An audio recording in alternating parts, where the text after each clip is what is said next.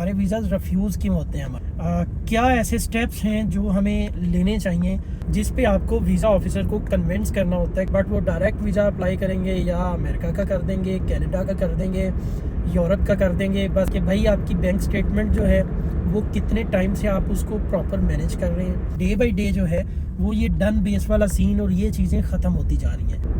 Artificial intelligence का दौर है, आपको अपनी बैंक स्टेटमेंट कैसे मेंटेन करनी है। अब जिनका ना तो बिजनेस है ना जिनकी सैलरी है वो क्या करें। अस्सलाम वालेकुम व्यूअर्स, उम्मीद करता हूँ आप सब खैरियत से होंगे, बिल्कुल ठीक ठाक होंगे। आई एम सॉरी यार, मैं काफ़ी दिनों से कोई वीडियो नहीं बना सका था और कोई नई वीडियो नहीं यूट्यूब पे डाल सका था। बेसिकली मैं थोड़ा सा बिज़ी था और कहीं आउट स्टेशन भी था, इस वजह से वीडियोस जो हैं वो आना बिल्कुल बंद हुई भी थी, तो कुछ तबीयत भी सेट नहीं थी। अभी मैं कहीं आया हुआ था तो मैंने कहा चले यहाँ जाते जाते एटलीस्ट जो है वो एक आध वीडियो तो बना ही थे। तो आज की जो वीडियो है वो भी थोड़ा सा उसका टॉपिक डिफरेंट है और ये किसी मैं अपॉर्चुनिटी पे नहीं बना रहा, बल्कि हम इस टॉपिक पे वीडियोस बना रहे हैं कि यार हमारे वीज़ाज़ क्यों नहीं हमें मिलते, हमारे वीज़ाज़ रिफ्यूज़ क्यों होते हैं हमारे लोगों के। क्या ऐसे स्टेप्स हैं जो हमें लेने चाहिए और हमें वीज़ा मिलने के जो चांसेस हैं वो ज़्यादा से ज़्यादा हो जाएंगे उस पर। तो इस टॉपिक पे वीडियो बनाते हैं आज। नंबर 1 तो सबसे पहली चीज़ ये है जो मेरी रिसर्च के अकॉर्डिंग है कि देखें, किसी भी एम्बेसी में आप वीज़ा अप्लाई करते हैं ना, चाहे कोई शेंजन एम्बेसी हो, चाहे यूएसए हो, यूके हो, जो वीज़ा ऑफिसर होता है या उसकी टीम होती है, सबसे पहले उन्होंने ये चीज़ देखनी है कि जी क्या ये बंदा जो हमसे वीज़ा लेके हमारे कंट्री को विज़िट करने जा रहा है, क्या ये वापस भी आएगा या नहीं वापस आएगा। तो ये एक बड़ा मेन पॉइंट होता है जिस पे आपको वीज़ा ऑफिसर को कन्विंस करना होता है कि यार मुझे वापस आना ही आना है, मेरे अपने कंट्री में इतने स्ट्रॉन्ग टाइज हैं कि मुझे इन कुछ चीज़ों की वजह से वापस आना है, जिसमें आपकी फैमिली हो सकती है, आपके बिजनेसेस हो सकते हैं और या आपका कोई ऐसा प्रोजेक्ट हो सकता है जो आप वीज़ा ऑफिसर को यकीन दिला सकते हैं कि जी मुझे इस पे आके काम करना है और मेरे बगैर ये प्रोजेक्ट जो है वो नहीं चलेगा।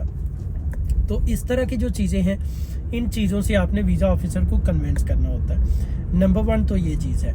नंबर 2 उसमें ये आता है कि हम गलती क्या करते हैं हमारे लोग कि उन्होंने कहीं और ट्रैवल नहीं किया होता, कहीं वीज़ा अप्लाई किसी छोटे कंट्री का भी नहीं किया होगा, बट वो डायरेक्ट वीज़ा अप्लाई करेंगे या अमेरिका का कर देंगे, कनाडा का कर देंगे, यूरोप का कर देंगे। बस जिस कंट्री की देखते हैं कि थोड़े से वीज़े लोगों के लग रहे हैं और उसी में छलांग लगा देंगे, बट ऐसा नहीं होता।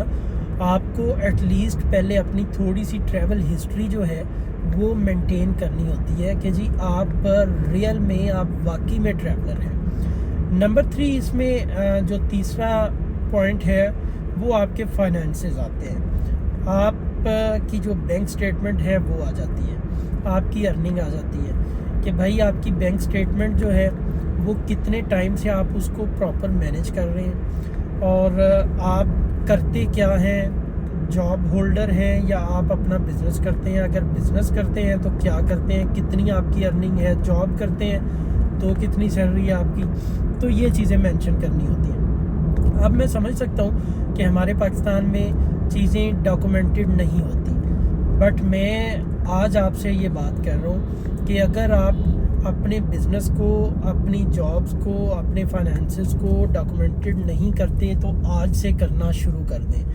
क्योंकि अब डे बाई डे जो है वो ये डन बेस वाला सीन और ये चीज़ें ख़त्म होती जा रही हैं। आपने देखा होगा कि ये पहले से बहुत कम हो गया अब, और लोगों को इस तरह से वीज़ाज़ नहीं मिलते क्योंकि सिस्टम टेक्नोलॉजी इतनी एडवांस है कि आप किसी के साथ भी जो है वो इस तरह का चीज़ नहीं कर सकते, कुछ छुपा नहीं सकते ऐसा कि जो उनसे छुप जाएगा। आर्टिफिशियल इंटेलिजेंस का दौर है, तो बहुत सारी चीज़ें जो हैं वो इससे पकड़ी जाती हैं जो लोग फेक बनाते हैं। अच्छा, अब इन तीनों पॉइंट्स को हमने मीटअप कैसे करना है, इनको कवर कैसे करना है। नंबर 1 जो मैंने आपको बताया था, जो आपने वीज़ा ऑफिसर को कन्विंस करना है कि आपने वापस आना है, वो आपका 2 चीज़ों से होगा। नंबर एक, आपको ये उसे यकीन दिलाना पड़ेगा कि आप ट्रैवलर हैं। ये मैं उन लोगों के लिए बात कर रहा हूँ जिनकी इनकम एवरेज है, नॉर्मल इनकम है। आपको यकीन दिलाना पड़ेगा कि आप एक ट्रैवलर हैं और आप ट्रैवलिंग के शौकीन हैं, आप घूमने फिरने जाते रहते हैं और आपने पहले भी उससे विज़िट किए हुए हैं। उसके लिए ऑब्वियसली आपको अपनी ट्रैवल हिस्ट्री मेंटेन करनी पड़ेगी। अब ट्रैवल हिस्ट्री मेंटेन करने के लिए आपको छोटे कंट्रीज़ में जाना पड़ेगा। मैं एक अलग से वीडियो बनाऊंगा ट्रैवल हिस्ट्री पे कि कैसे कम पैसों में आप अपनी ट्रैवल हिस्ट्री जो है वो बिल्ड कर सकते हैं। सेकंड जो पॉइंट मैंने बताया था वो आपके फाइनेंसेस का था, आपकी बैंक स्टेटमेंट का था। आपको अपनी बैंक स्टेटमेंट कैसे मेंटेन करनी है। देखिए, अगर सबसे पहले मैं बिज़नेस करने वाले जो लोग हैं उनके लिए बता देता हूँ। अगर आप बिज़नेस करते हैं तो मैं ये रिकमेंड करूँगा कि आपका बिज़नेस जो है वो अलग से रजिस्टर्ड होना चाहिए, बिज़नेस नेम से रजिस्टर्ड होना चाहिए, ठीक है। अलग से बिज़नेस अकाउंट आपका ओपन होना चाहिए। ऐसा नहीं होना चाहिए कि आप अपने पर्सनल अकाउंट में सारी ट्रांजैक्शंस अपने बिज़नेस की भी कर दें। आपका बिज़नेस है, आप उसको रजिस्टर्ड करवाएं, बिज़नेस अकाउंट ओपन करवाएं और उसकी टैक्स रिटर्न आप फाइल करें। ये तो बेसिक स्टेप है। अब जो आपके बिज़नेस की अकाउंट स्टेटमेंट है, आपने उसको भी मेंटेन करना है। आपने मैक्सिमम कोशिश करें कि ट्रांजैक्शंस उसमें हो। अब आप जितना ऊपर उसको लेके जाते हैं उसके अकॉर्डिंग बताने लगा हूँ कि आपने मंथली या फोर्टनाइटली मीन्स 2 हफ्ते के बाद, 15 दिन के बाद आपने एक स्पेसिफिक अमाउंट, जितना सपोज़ अगर आपकी जो टर्नओवर है, आपकी जो बिजनेस स्टेटमेंट है उसमें तकरीबन 30 से 40 लाख पर मंथ ट्रांजैक्शंस हैं, तो आप 3 लाख, 2.5 लाख, 3 लाख, 3.25 लाख इतना प्रॉफिट शो करके अपने अकाउंट में इतनी अमाउंट ट्रांसफ़र करें और हर मंथ उसको करें और अपने पर्सनल अकाउंट में ट्रांसफ़र करें। जब आप अपने पर्सनल अकाउंट में इतने पैसे ट्रांसफ़र करेंगे तो फिर उसी में से अपने एक्सपेंसेस करें, उसी में से अपनी ग्रॉसरी के लिए पैसे निकाल लें, अपने यूटिलिटी बिल्स उसमें से पे करें, बच्चों की फ़ीस उसमें से पे करें और फिर जो बाकी पैसे बचे आप उनको अपनी सेविंग शो करें, उनको सेव कर लें आप, ठीक है।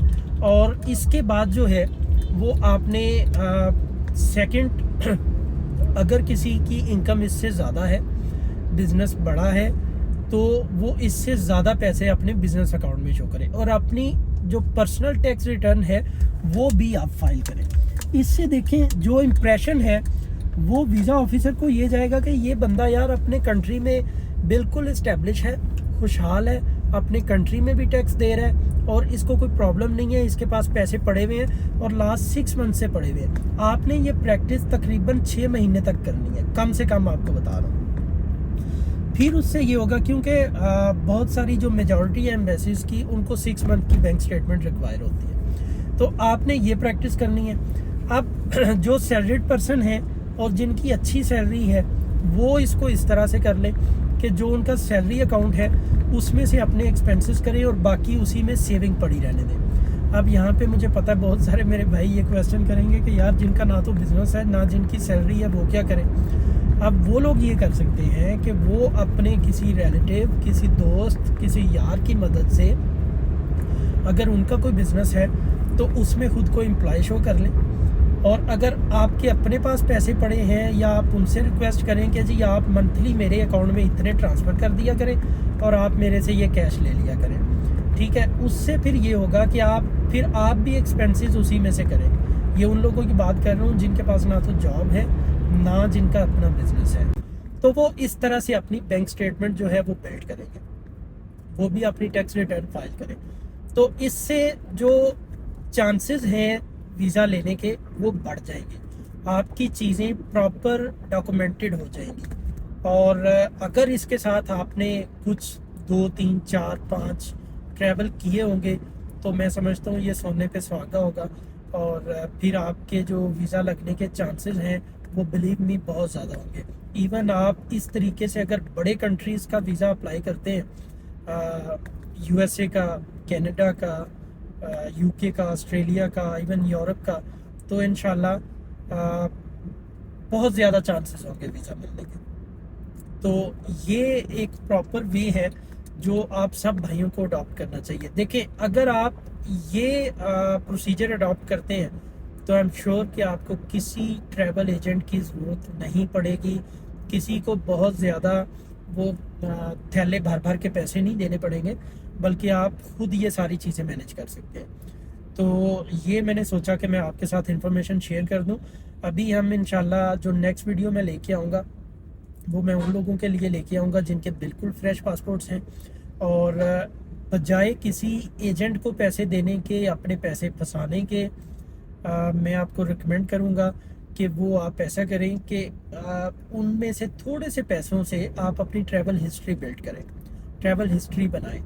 बिलीव मी, छोटे कंट्रीज़ के बिल्कुल सस्ते सस्ते वीज़े हैं यार, 14-15 हज़ार का वीज़ा लग जाता है। ठीक है, आई नो टिकट थोड़े से महंगे हैं, बट मैं आपको कुछ ऐसे रूट्स बताऊंगा जिसमें आप एक ही टिकट में 2-2.25 लाख के टिकट में 3 से 4 कंट्रीज़ को कवर कर लेंगे। अब अगर आप 2.5 लाख रुपए में 3-4 कंट्रीज़ का विजिट कर लेते हैं तो इससे बेहतर और क्या चीज़ हो सकती है। तो आपके पासपोर्ट पे 3-4 कंट्रीज़ की स्टैंप्स लग जाएंगी, और वो फ्यूचर में आपको हेल्प आउट करेंगी जब आप किसी बड़े कंट्री का वीज़ा अप्लाई करेंगे। तो ये इंशाल्लाह नेक्स्ट वीडियो में डिस्कस करेंगे। तब तक के लिए अपना बहुत सारा ख्याल रखिएगा। Thank you for watching. अल्लाह हाफिज़।